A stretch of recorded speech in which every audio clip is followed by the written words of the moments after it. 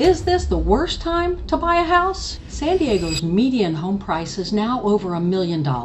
Mortgage rates are more than double what buyers got used to during the pandemic at 3%. And recently, foreclosure filings have been rising year over year. So is this the worst time to buy a home? Or is that exactly what every generation thought before us? So let's talk about that.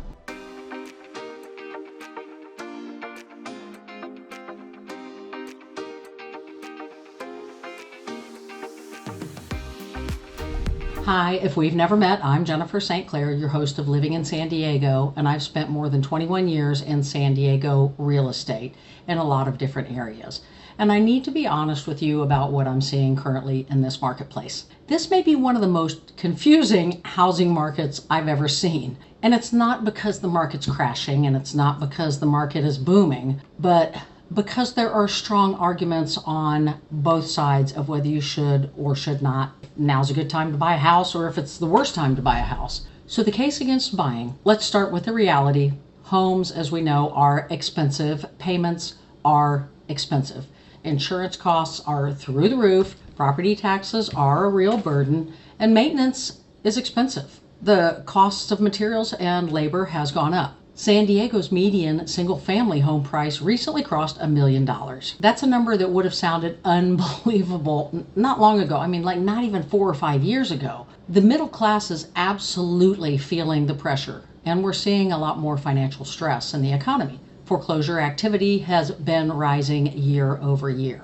Now, before anybody panics, foreclosure levels are still nowhere near what we saw during the housing crash. The lending environment today is completely different. We don't have liar loans today like we did back then. And most homeowners in today's market, they already have so much substantial equity. But the financial pressure is real. And if you're looking strictly at the monthly payment to buy a house, it's easy to understand why many buyers are choosing to wait. I completely get it. But let's take a look back at the historical perspective. So here's something else. There is no house you're going to ever buy today for what your grandparents or even your parents paid. That ship sailed. Every generation believes they missed the good old days of home buying. In 1981, mortgage rates peaked at nearly 19%. Imagine financing a home at 19% interest.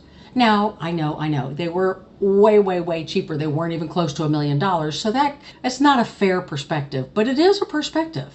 And people did think home ownership was dead back then. I mean, that was crazy for back then. We had OPEC and all of the oil things going on back then, but people still bought homes because it made sense. And then in the early 1990s, rates were around 8 and 9%. They felt painfully expensive then, yet people still bought homes. I bought a home. In the early 2000s, buyers thought prices had become impossible. I mean, remember how crazy it got in 2004, 5, 6? Yet people still bought homes. Every generation thinks they've missed the opportunity, and most of the time they're wrong. It's just, you have to time it correctly.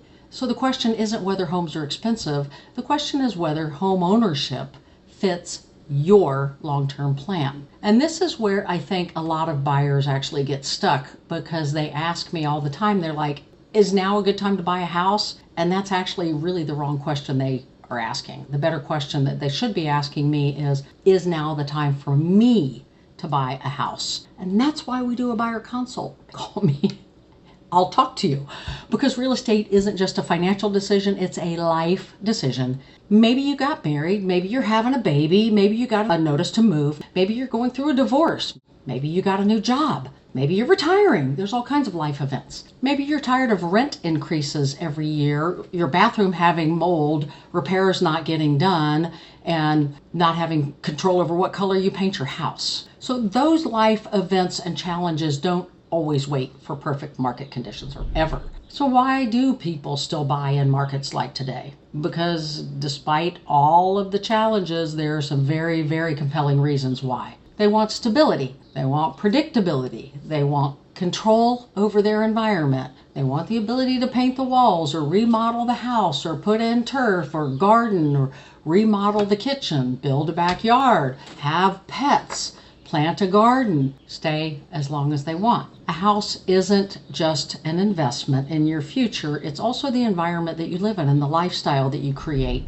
And your environment affects your quality of life every single day. It's massive. I've worked with renters who were dealing with mold issues, like really bad, maintenance issues, landlords who won't fix things, unexpected rate increases. And those things matter a lot. Being able to control your living environment does have real value. There also can be, of course, financial benefits. We know all about that, the equity that people have enjoyed recently. And for many higher income earners, especially here in California, homeownership can provide tax advantages that renting simply does not offer. And don't forget, in California, we have Prop 13. So once you buy, annual increases in your assessed value are capped at 2%, helping create predictability in your future property taxes. So for many homeowners, that's a significant long-term benefit. Now, San Diego is different. This remains one of the most desirable places in the country to live. People continue to move here. People continue to invest here. Developers continue to develop here. And we're consistently ranked one of the best places in America for climate, outdoor lifestyle, military presence, biotech innovation, life sciences, and quality of life. Historically, San Diego real estate has been an incredible long-term wealth building tool. Massive. Does that mean prices can't go down? Absolutely not. They can and they do and they may. But if you're buying a home that you plan to live on for 7, 10, or 15 years, short-term fluctuations become much, much less important. What matters most to you is whether the payment works for your budget and the maintenance, of course. And what I will say is that a lot of people in recent years have treated their homes like an ATM machine.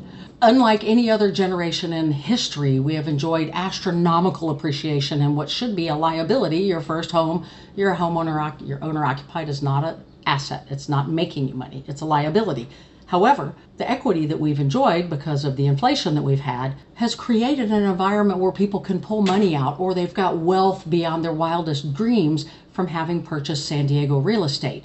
So we're in a very unique environment that you may not enjoy in the future, but if you know your predictable monthly payment with a 2% raise in your taxes, and of course the wild card here in California of insurance and utilities, it's a pretty stable future. It's pretty secure. It's something that you can bet on. You can make those remodels in your home. You can get the dogs that you know you can give a forever home to and not have to get rid of or rehome because you're moving to a condo or someplace else. And so there is a lot of benefit that people don't factor in there.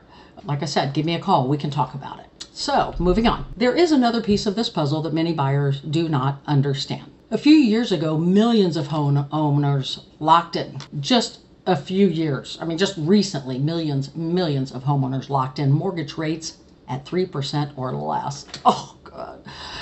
Today, mortgage rates are closer to 6 and 7%. So think about that. If someone has a 3% mortgage on a home they love, why would they voluntarily trade it for a 6 or 7% mortgage? We've talked about this in my recent videos. In most cases, they won't. It's called the lock-in effect, and it's one of the biggest reasons inventory remains tight in the United States housing market right now. People aren't necessarily staying because they want to. Many are staying because financially it makes sense. They just do remodels. They add on instead of what was a first-time home buyer home. And that means fewer homes come on the market, and fewer homes for sale means buyers continue competing for limited inventory. That's one of the biggest reasons prices have remained surprisingly resilient and steady here.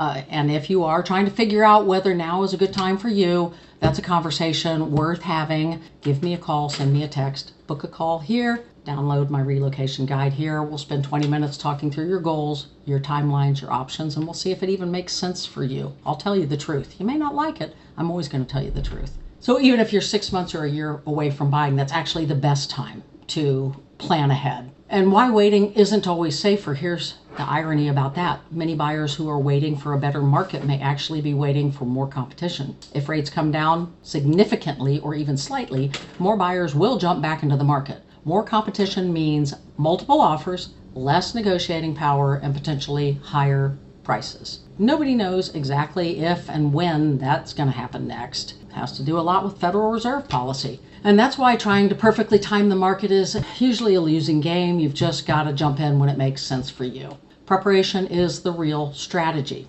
Instead of trying to predict the future, focus on preparing. Get pre-approved with a great mortgage loan officer. Talk to that lender, understand your budget, watch the market, learn what's available in the market. And here's something many buyers don't realize. Just because you don't fit into the traditional lending box of qualifying mortgages doesn't mean you can't qualify for a mortgage or buy.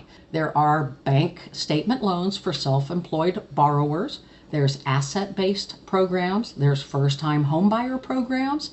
There's down payment assistance programs, closing cost assistance programs. There are even city and area specific programs throughout San Diego County designed to help qualified but buyers that don't fit into the qualifying mortgage box get into home. There's opportunity zone investments, and communities such as Chula Vista, El Cajon, and Escondido have offered programs over the years that are designed to help buyers bridge that gap. We're also seeing affordable housing developments being built throughout the county and programs for seniors, programs for first-time buyers, programs for people with limited down payments. The point is, don't disqualify yourself before you talk to me and to a lender to find out what is actually available. Let the lender tell you no. You may discover there are way more options available than you realize, but you don't have to buy tomorrow. You should be prepared.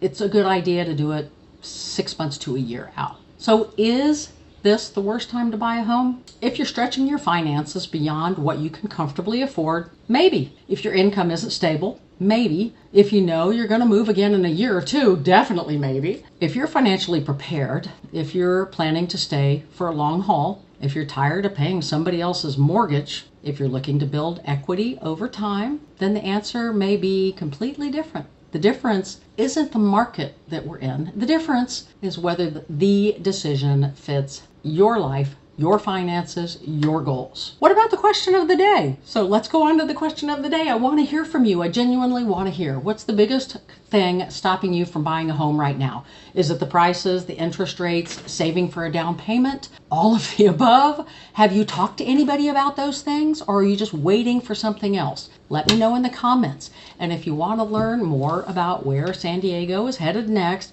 make sure you watch my video on the best neighborhoods in San Diego that we dropped last week right here. And if you're considering a move to San Diego, don't hesitate, please, to reach out. I want to hear from you. Every move has a map. Find yours. And as always, stay sunny, San Diego.